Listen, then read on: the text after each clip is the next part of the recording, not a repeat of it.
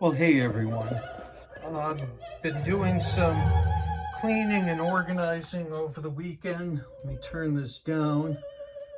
I've got some opera playing on one of my bedroom systems. Uh, but I've also added some vinyl in recent weeks. This is my Maria Callas crate, and we've got Mad Scenes.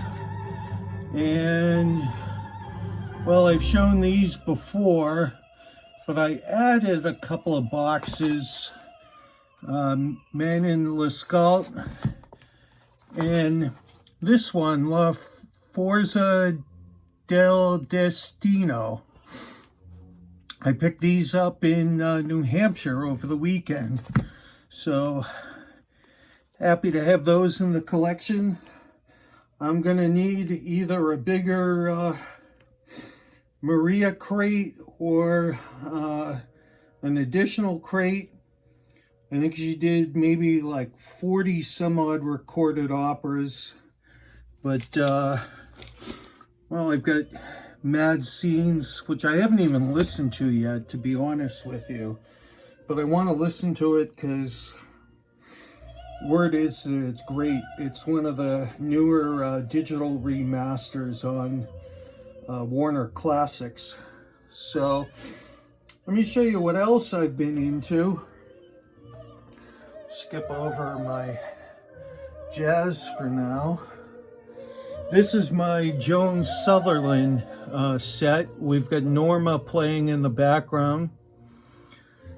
And, you know, I am a member of a very knowledgeable opera community online. Now, a lot of people warn me that Joan Sutherland does not have good diction. You know, you don't know who to believe anymore, but I can tell you this, that the way she was mic'd, and that's the engineers at Decca over in Europe, the way she was mic'd and the way they recorded those operas, they try to give you the sound of an actual opera hall. So you've got a lot of echo, and you've got Joan Sutherland buried behind the orchestra. So her voice doesn't come front and center like it does, say, on a Maria Callas recording. But I think she had a beautiful voice. She goes a little crazy with embellishing her voice and doing some vocal gymnastics, but she certainly could nail high notes, maybe better than any soprano. So we've got Norma. I've got some of these collections, French Opera Gala. This I picked up over the weekend with the Maria box sets, Command Performance. And this is a wideband stereo recording. Then we've got La Traviata with Pavarotti. And we've got a 2-pack here, Festival of Baroque Operas. Of course, the art of the prima donna. I really enjoyed this, Voice of the Century. And this is my Pavarotti collection, small, modest. This is my mom's copy of O Holy Night. Really glad to have this in the set, and it was my mom's. We've got World's Favorite Tenor Arias, Greatest Hits, which is a two-pack. These are all on London. And we've got boxed operas, Louisa Miller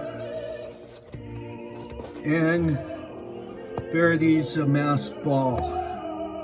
So I don't like, well, I love Pavarotti, but I don't like him as much as Enrico Caruso, who is my favorite tenor, and he was Pavarotti's favorite tenor as well. Oh, we've got more jazz here. And then this is my general opera box. Speaking of Caruso, there he is himself, the best of Caruso. Of course, I have a ton of his original 78s, but in this listening room, it's nice to have kind of a greatest hits handy as needed. And then we've got a collection of Caruso from the Metropolitan Opera. Great moments from Italian opera. Of course, those are all orchestral. My autographed copy of Mannion Lescaut from Placido Domingo, which I had last weekend. I had this in the Maria Callas box, the autograph sets authenticated, which was kind of cool.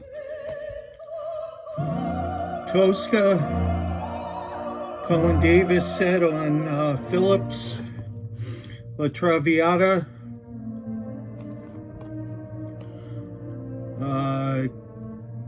Cavalleria Rusticana. I've got a couple of copies of Faust. This is the Victoria di Los Angeles in stereo on the Notorious Angel label. Another Colin Davis set, Don Giovanni, Mozart on Phillips, Vanessa, RCA Victor Living Stereo. This was one of the first box sets, opera box sets I ever bought. Aida with Tibaldi. Kind of nice to have, considering her and Madame Callas were kind of, I guess, rivals and later frenemies. We've got a copy of Attila from Verdi on Phillips in stereo. First time in stereo, first time complete. And we've got, this is one of the first copies of Faust that I bought, also with De Los Angeles on the RCA Victor label. This is in mono. And like I said, I think this is one of the first operatic sets that I bought. So you can probably tell I'm having a blast with these opera sets. And I'll tell you why. For a few reasons. They're very relaxing to listen to. Also, you get in the box sets librettos and booklets that are just loaded with information. And quite honestly, if I look at a rock or even some of the jazz sets that I have, they give you very little in the way of liner notes and background information. These operas give you everything, and it's just a treat to kind of read those booklets as you listen to this great music. So, really enjoying the genre. If you were to ask me a couple of years ago if I'd be listening to opera today, I think you were berserk. But I love it. I absolutely love it. This is my bedroom listening. This is where I do most of the listening of opera. I have two systems. This one is Onkyo based, and then my other one with a compact disc player with the Pioneer Elite. This is my Sansui with the Iowa turntable. So Who knows? I might even start buying opera on compact disc. This is such a great sounding system and a great sounding CD player.